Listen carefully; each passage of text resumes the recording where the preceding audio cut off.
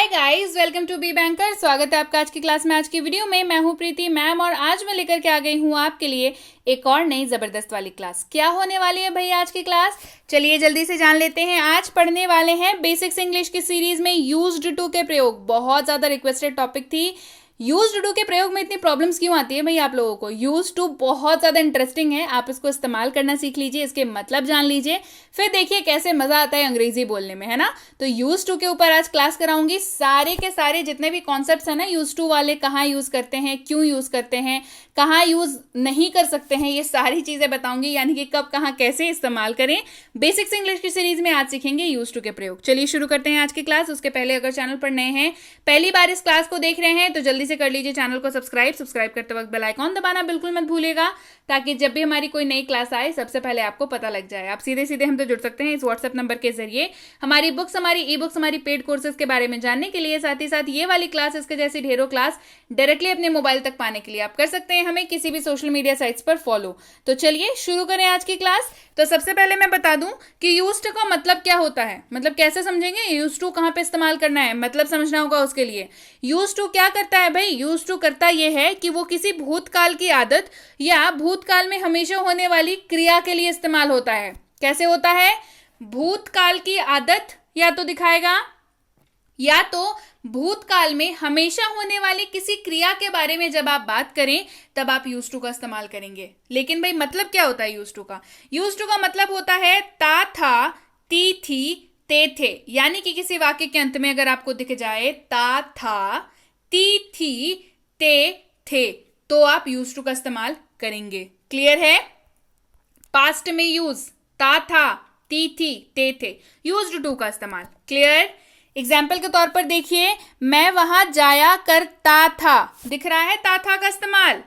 मैं वहां जाया करता था, क्या हो जाएगा? आई यूज टू गो देयर।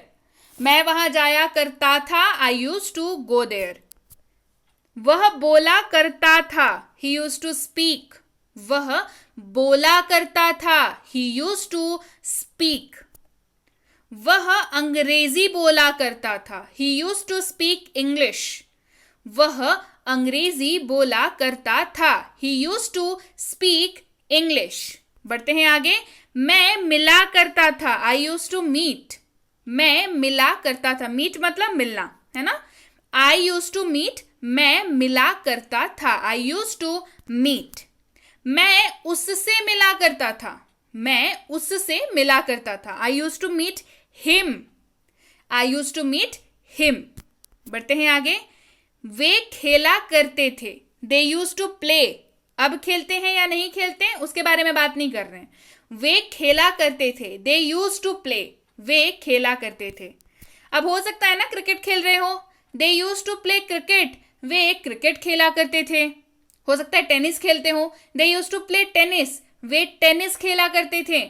तो देख रहे हैं एक सिंपल सा वाक्य जो है, एक सिंपल सा शब्द का combination, that is use to का उपयोग करके आप कितने अच्छे से बोल पा रहे हैं। They use to play cricket, वे क्रिकेट खेला करते थे। हम मदद किया करते थे, वी यूज टू हेल्प। हम मदद किया करते थे, वी यूज टू हेल्प। हम गरीबों की मदद किया करते थे, we use to help poor. हम गरीबों की मदद किया करते थे, we use to help poor. Clear है? बढ़ते हैं आगे।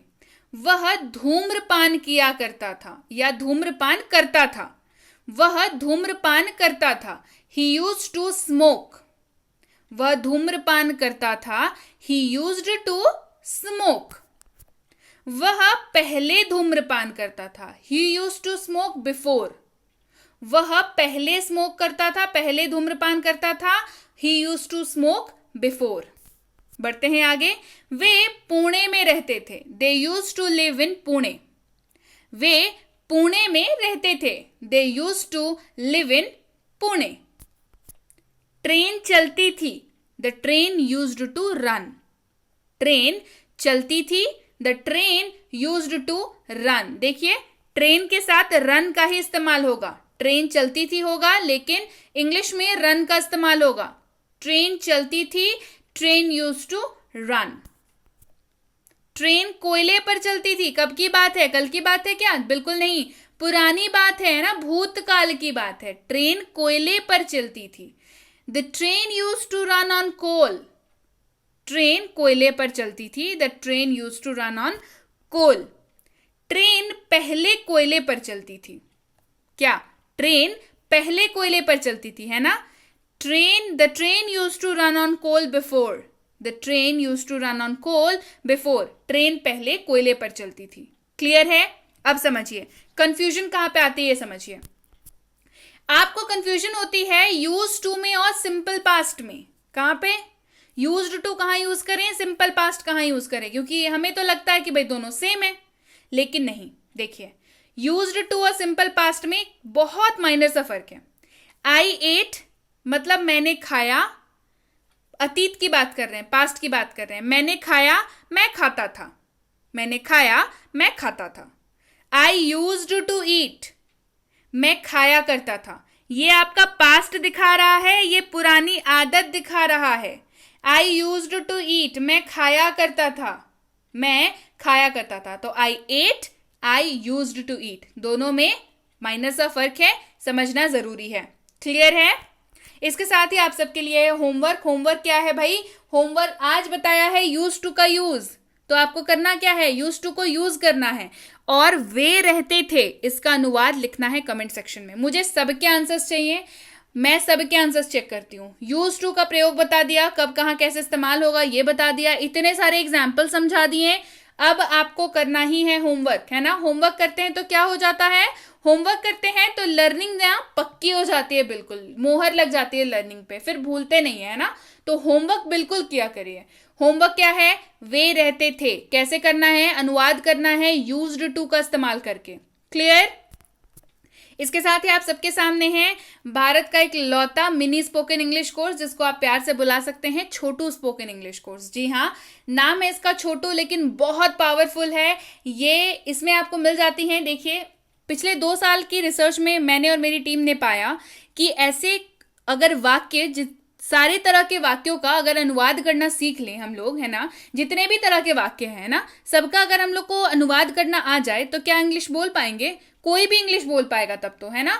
बस यही है इस कोर्स में, मिनी स्पोकन इंग्लिश कोर्स है। इसको करते के साथ आप इसको रट लीजिए, आप इसको याद कर लीजिए, आप इसको समझ लीजिए, आप बिल्कुल इसको कंठस्थ कर लीजिए, है ना।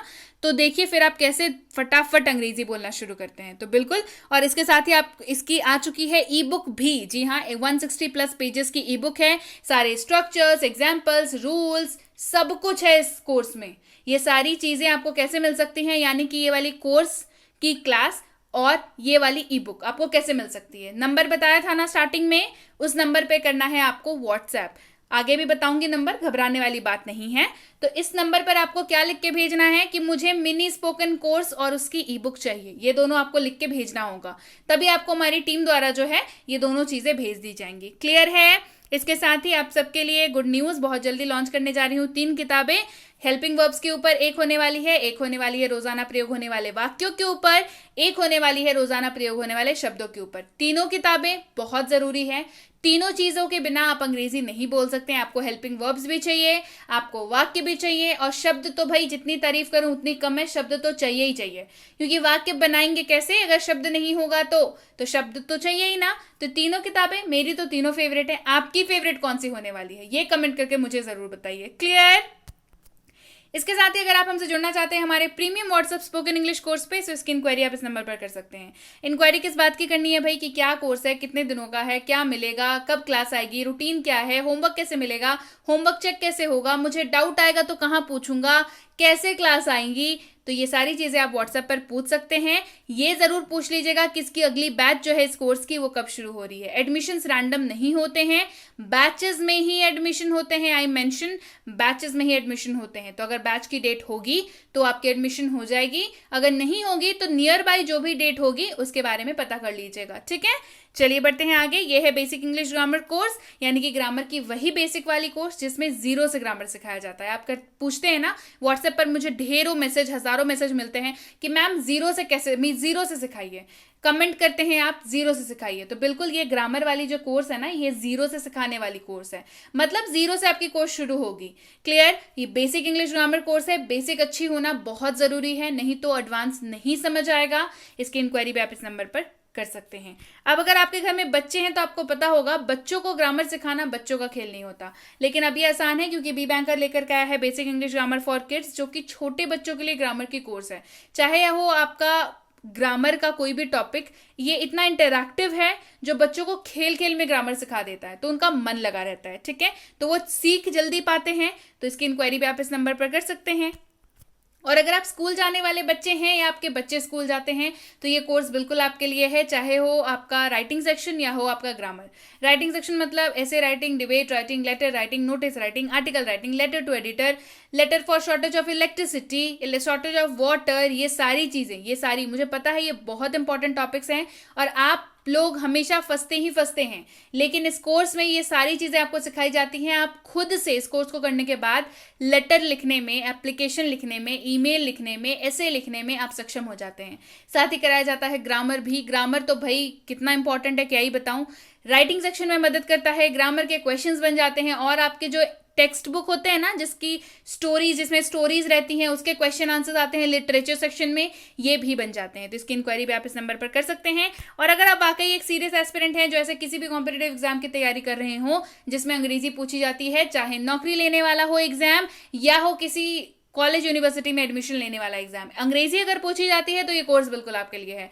आपकी इंग्लिश के सिलेबस यानी कि आरसी, वोकैबुलरी, ग्रामर, क्वेश्चंस बिल्कुल लेटेस्ट पैटर्न वाले, ये सारी चीजें इसमें आपको कराई जाती हैं। इसकी इंक्वायरी भी आप इस नंबर पर कर सकते हैं। इंक्वायरी करते वक्त ध्यान रखें, क्या कोर्स का नाम लिख करके इंक्वायरी भेजेंगे ताकि हमारे प्रतिनिधि आप तक सही समय पर सही जानकारी पहुंचा पाए।